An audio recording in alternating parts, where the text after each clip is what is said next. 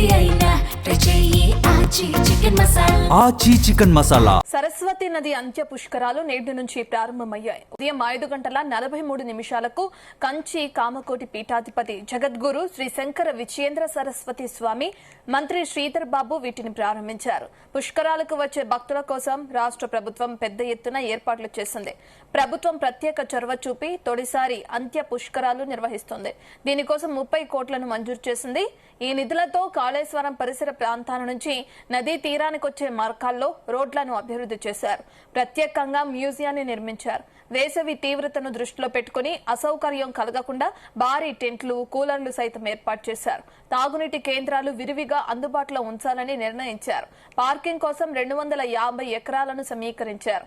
అక్కడ వాహనాలు నిండితే దూర ప్రాంతంలో ఆపేసి అక్కడి నుంచి ఉచిత బస్సు సౌకర్యం ద్వారా భక్తులను నది వద్దకు తీసుకువస్తారు.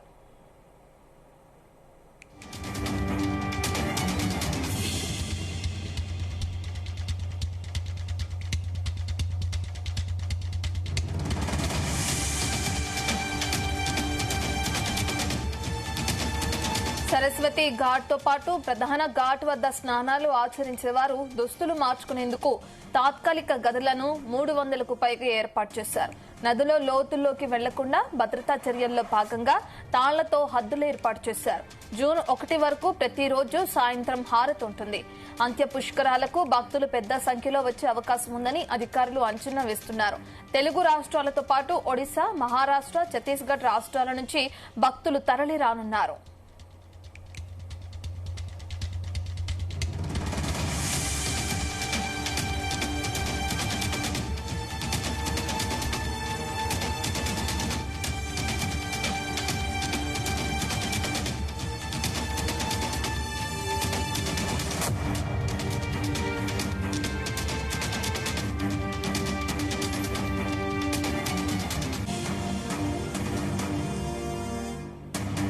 తెలంగాణ దేవాదాయ శాఖ ఆధ్వర్యంలో 1.20 కోట్లతో ప్రత్యేకంగా మ్యూజియాన్ని కూడా ఏర్పాటు చేశారు. నాగేంద్ర స్వామి ఆలయాన్ని 30 లక్షలతో పునర్నిర్మాణం చేశారు. పుష్కరాల సందర్భంగా ప్రతిరోజు నిర్వహించే హారతి, హోమాలు, తెప్పోత్సవాలకు పెద్ద ఎత్తున ఏర్పాట్లను చేపట్టారు.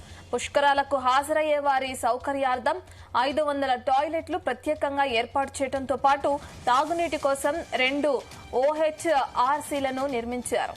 వాహనాల కోసం ఏర్పాటు చేసిన 23 పార్కింగ్ కేంద్రాలతోనూ తాగునీటి సౌకర్యంతో పాటు టాయిలెట్ల సౌకర్యం కల్పించారు. ఇక కాళేశ్వరం పుష్కర ఘాట్లోని 23 జోన్లలో ప్రత్యేక మెడికల్ క్యాంపులను ఏర్పాటు చేశారు. ఇందుకు గాను 300 మంది వైద్యాధికారులు, పారామెడికల్ సిబ్బందిని ప్రత్యేకంగా నియమించారు. అన్ని ప్రధాన ప్రాంతాల్లో అంబులెన్సులు నియమించారు. మహాదేవాపూర్ ప్రాథమిక ఆరోగ్య కేంద్రాన్ని రెఫరల్ ఆసుపత్రిగా ఏర్పాటు చేశారు.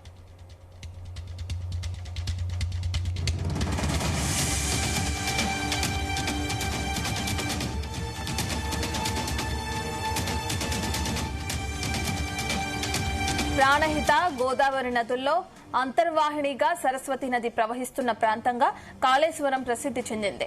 దేశంలో సరస్వతి నది ఉన్నది ఉత్తరప్రదేశ్లోని ప్రయాగ్రాజ్, రెండోది కాళేశ్వరంలోనే. అక్కడ కుంభమేళా నిర్వహించడం ఆనవాయితీ.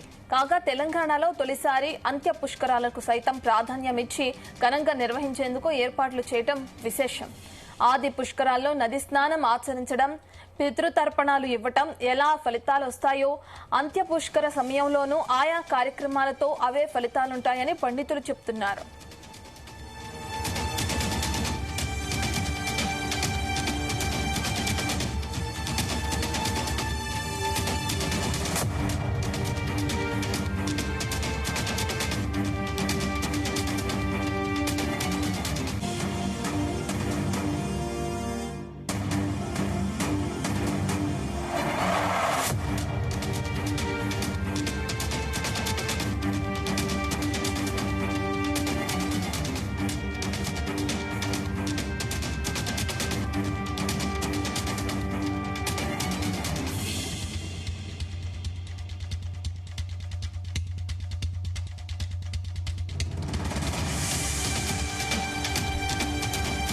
సరస్వతి అంత్య పుష్కరాలను భక్తి శ్రద్ధలతో వైభవంగా జరుపుకోవాలని సీఎం రేవంత్ రెడ్డి పేర్కొన్నారు.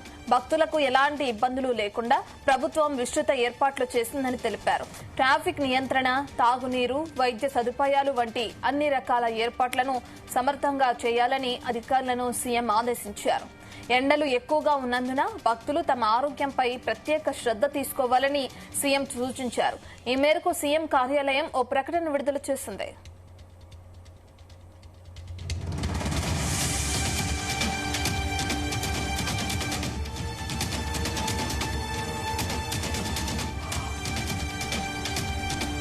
కంచి కామకోటి పీఠాధిపతి శ్రీ శంకర విజయేంద్ర సరస్వతి బుధవారం రాత్రి 10 గంటలకు కాళేశ్వరం చేరుకున్నారు. ఆర్చ్ గేట్ వద్ద పలువురు మంగళ హారతులతో స్వాగతం పలకగా మంత్రులు శ్రీధర్ బాబు, కొండ సురేఖ, దేవాదాయ శాఖ ముఖ్య కార్యదర్శి శైలజ రామయ్యర్, కమిషనర్ హనుమంతరావు, జిల్లా కలెక్టర్ రాహుల్ శర్మ, ఎస్పీ సిరిశెట్టి సంకీర్ ఆహ్వానించారు.